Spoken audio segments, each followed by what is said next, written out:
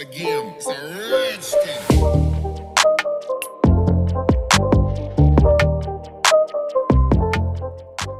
Hello students, आप सभी का स्वागत है इस वीडियो में। आज हम इस वीडियो में अपना पाठ इक्की दुक्की पढ़ने वाले हैं।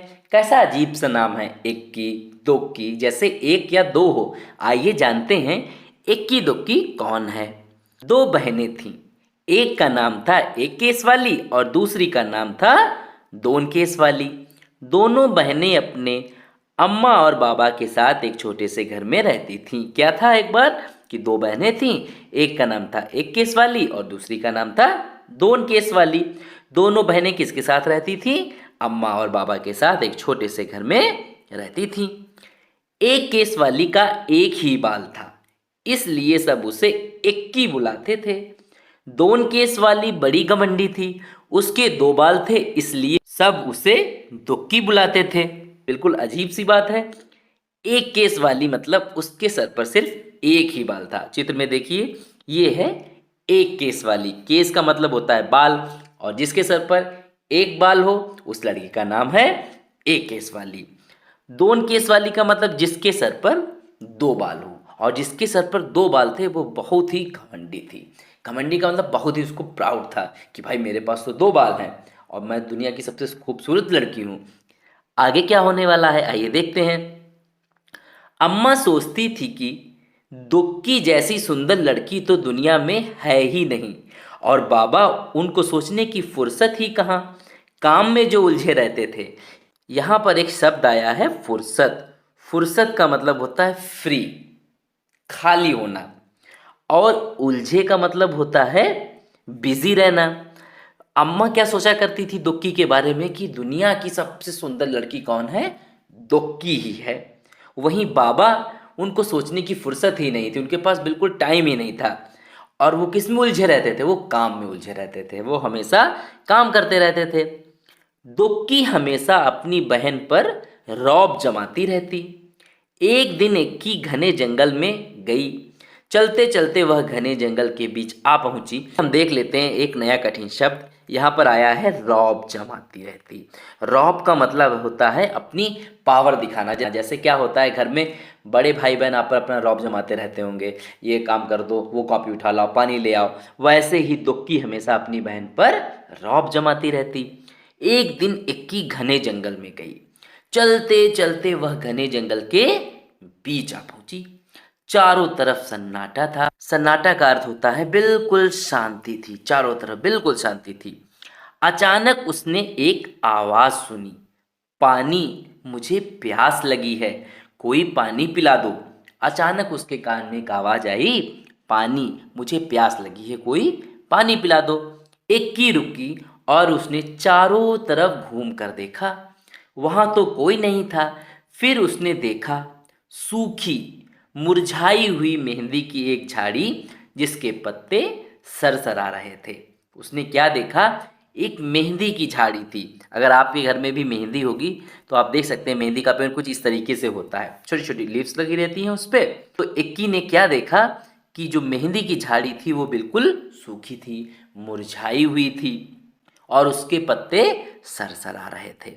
सरसराना का मतलब आवाज कर रहे थे। जब हवा चलती है ना, सूखे सूखे पत्ते होते हैं तो सरसर सरसर की आवाज आती है।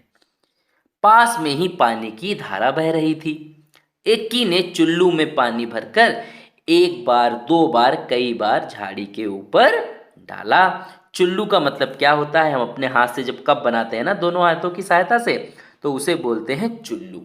वहीं इक्की ने क्या देखा? पास में एक पानी की धारा बह रही थी।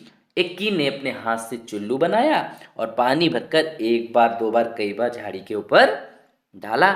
मेहंदी की झाड़ी बोली, धन्यवाद इक्की, मैं तुम्हारी ये मदद याद रखूंगी। मेहंदी की झाड़ी बोली, धन्यवाद, थैंक यू इक्की, मैं तुम्हारी ये मदद हमेशा याद रखूंगी। भाई तुमने मेरी मदद की, मैं प्यासी थी, मैं मुरझा रही थी, तुमने मुझे पानी दिया। कितनी अच्छी बात होती है किसी सूखे पेड़ को पानी देना। आगे देखते हैं क्या हुआ। इक्की आगे बढ़ गई। फिर अचानक सन्नाटे में उसे एक और आवाज सुनाई दी, मुझे भूख लगी है, कोई मुझे खाना खिला दो। अचानक उसे एक फिर आवाज सुनाई पड़ी। कैसी आवाज सुनाई पड़ी? कि मुझे भूख लगी है, कोई मुझे खाना खिला दो। इक्की ने देखा कि एक मरियल सी गाय पेड़ से बंधी हुई थी। मरियल सी का मतलब होता है जब कोई बिल्कुल मरा हुआ सा दिखे, बिल्कुल सूखा हुआ दिखे, लीन दिखे, तो उसे बोलते हैं मरियल सा। वैसे ही इक्की ने एक मरियल सी गाय एक पेड़ से बंधे हुई देखी। ये देखिए चित्र में इक्की ने एक मरियल सी गाय को एक पेड़ से बंधे हुए देखा। इक्की ने घास फूस इकट्ठी की और गाय को खिला दी। उसके बाद उसने गाय के गले में बंधी रस्सी को खोल दिया। इक्की ने क्या किया, आसपास घास पड़ी हुई थी सूखी हुई, उसने इकट्ठा किया और गाय को खिला दिया। चित्र में देखिए खिला रही है इक्की। उसके बाद उसने गाय के गले में बंधी रस्सी को खोल दिया और उसके गले में जो रस्सी बंधी हुई थी गाय के, उसने उसको खोल दिया। कितनी अच्छी बात है भाई, एक जंगल है और जंगल में कोई गाय बंधी हो, वहां पर उसका कोई मालिक भी ना हो, तो किसी जानवर को बांध कर क्यों रखना। इक्की ने गाय को आजाद कर दिया। आगे क्या होगा। धन्यवाद इक्की, मैं तुम्हारी ये मदद हमेशा याद रखूंगी, गाय ने कहा। इक्की अब चलते चलते थक गई थी। उसे गर्मी भी लग रही थी। उसे समझ नहीं आ रहा था कि अब वह क्या करे, कहाँ जाए। अब इक्की चलते चलते थक गई थी बेचारी, उसे गर्मी भी लग रही थी और उसे बिल्कुल भी समझ नहीं आ रहा था कि अब वो क्या करे, कहाँ जाए, क्या करे। तभी उसे दूर एक झोपड़ी दिखाई दी। इक्की दौड़कर झोपड़ी तक गई और आवाज लगाई, कोई है। तभी उसे दूर क्या दिखाई पड़ी, एक झोपड़ी दिखाई पड़ी। इक्की दौड़कर झोपड़ी तक गई और आवाज लगाई, कोई है, कोई है क्या। एक बूढ़ी अम्मा ने दरवाजा खोला। किसने दरवाजा खोला, एक बूढ़ी अम्मा ने दरवाजा खोला। बूढ़ी अम्मा ने कहा, आहा, आ गई मेरी बच्ची, मैं तुम्हारी ही राह देख रही थी। आओ अंदर आ जाओ। राह देखना का मतलब होता है वेट करना। जो बूढ़ी अम्मा थी उन्होंने कहा, मेरी बच्ची आ गई। जैसे आपकी मम्मी आपसे कहती हैं मेरा बच्चा आ गया, मेरी बच्ची आ गई, वैसे ही बूढ़ी अम्मा ने कहा, मेरी बच्ची आ गई, मैं तो तुम्हारी ही राह देख रही थी, मैं तुम्हारा ही वेट कर रही थी, आओ अंदर आ जाओ। इक्की हैरान हो गई और चुपचाप झोपड़ी में आ गई। झोपड़ी में आकर उसे बहुत अच्छा लगा। इक्की एकदम से हैरान हो गई, शॉक्ड हो गई। यहाँ अकेली पड़ी झोपड़ी में मेरा कौन वेट कर रहा है। झोपड़ी में आकर लेकिन इक्की को बहुत अच्छा लगा। अब आगे क्या होने वाला है देखते हैं। बूढ़ी अम्मा ने कहा, आओ बेटी, तुम्हारे लिए नहाने का पानी तैयार है। पहले अच्छी तरह से तेल लगाओ और उसके बाद नहा लो, फिर हम खाना खाएंगे। जो बूढ़ी अम्मा थी उसने क्या कहा, आओ बेटी, मैंने तुम्हारे लिए नहाने का पानी तैयार कर रखा है। पहले तुम अच्छी तरीके से अपने बालों में तेल लगा लो और उसके बाद नहा लो, फिर हम क्या खाएंगे, खाना खाएंगे। इक्की ने शर्माते हुए कहा, नहीं नहीं भाई, बिल्कुल, अगर आप कहीं अचानक से चले जाएं और आपको कोई आते ही कह दे कि चलो फटाफट नहा लो उसके बाद खाना खाओ, तो आप ही अचानक से हैरान हो जाओगे। वैसे ही हमारी इक्की हैरान हो गई। अम्मा ने पुचकार कर कहा, जैसे सर पर हाथ फेरते हुए कहा, प्यार से बोला जैसे हमारी मम्मी हमसे कहती हैं, अरे बेटा नहा लो। वैसे ही अम्मा ने कहा, अरे नहीं क्या, जैसा मैं कहती हूँ वैसा करो, जैसा मैं कह रही हूँ तुम वैसा ही करो। इक्की ने बूढ़ी अम्मा की बात मान ली। फिर पता है क्या हुआ, आइए जानते हैं क्या हुआ। इक्की ने जैसे ही अपने सिर से तौलिया हटाया तो उसने पाया कि उसके सिर पर एक नहीं परंतु बहुत सारे बाल थे। अरे ये तो मैजिक हो गया। इक्की नहाकर निकली, उसने जैसे ही तौलिया को हटाया उसके सर पर बाल ही बाल थे, बिल्कुल मैजिक हो गया। इक्की इतनी खुश हुई कि वह खाना खा ही नहीं सकी, बस बार बार वह बूढ़ी अम्मा का धन्यवाद ही करती रही। वो इतनी ज़्यादा खुश हो गई कि वो बस कह रही थी, अम्मा थैंक यू, अम्मा थैंक यू, आपकी वजह से मेरे बाल आ गए, अब मेरे घर में मुझे कोई बेकार नहीं कहेगा, मेरी बड़ी बहन मुझ पर रौब नहीं जमा पाएगी, मैं बहुत ही खुश हूँ, मुझे बहुत अच्छा लग रहा है। अब मेरे साथ सब लोग अच्छा बिहेव करेंगे, क्योंकि एक के साथ कोई अच्छा बिहेव ही नहीं करता था क्योंकि उसके पास एक बाल था। अब आगे क्या होने वाला है। बूढ़ी अम्मा ने मुस्कुराते हुए कहा, अब तुम घर जाओ बेटी और हमेशा खुश रहो। बूढ़ी अम्मा ने आशीर्वाद देते हुए कहा कि अब तुम घर जाओ और हमेशा खुश रहो। इक्की के तो जैसे पंख ही निकल आए।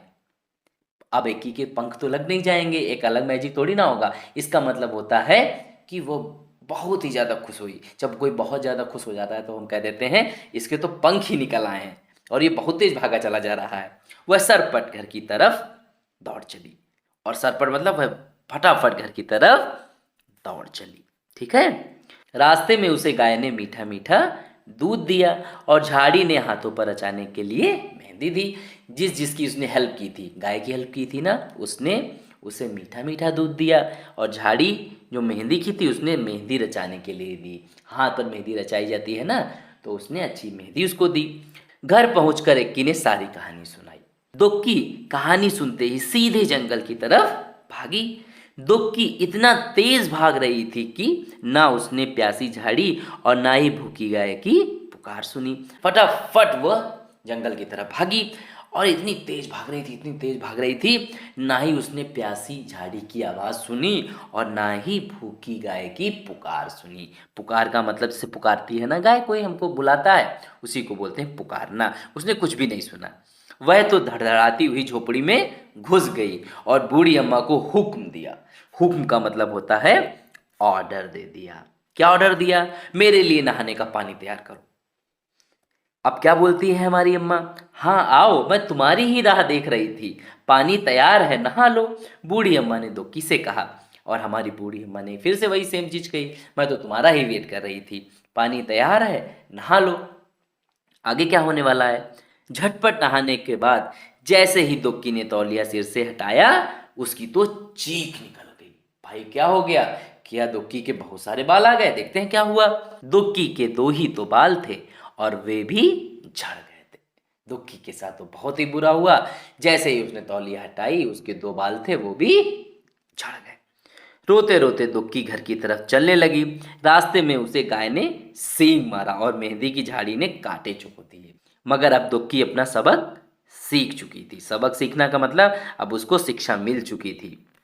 इसके बाद इक्की दुक्की अपने अम्मा बाबा के साथ खुशी खुशी रहने लगी। तो यह थी हमारी कहानी इक्की और दुक्की बहन की। इस कहानी से हमें क्या शिक्षा मिलती है? इस कहानी से हमें यह शिक्षा मिलती है, अगर हम सबके साथ अच्छा करेंगे, सबकी मदद करेंगे बिना स्वार्थ के, बिना स्वार्थ के मतलब बिना कुछ सोचे हुए सबकी मदद करेंगे, सबके साथ अच्छा करेंगे, तो क्या होगा? बदले में हमारे साथ भी अच्छा होगा। अगर हम किसी पर हुक्म चलाएंगे, परेशान करेंगे, तो हमारे साथ अच्छा नहीं होगा। तो हमें क्या करना है? हमें सबकी मदद करनी है और सबके साथ अच्छा व्यवहार करना है। यही इस पाठ की शिक्षा है। मिलते हैं नेक्स्ट वीडियो में इस पाठ के कठिन शब्दों के साथ। तब तक के लिए बाय बाय स्टूडेंट्स।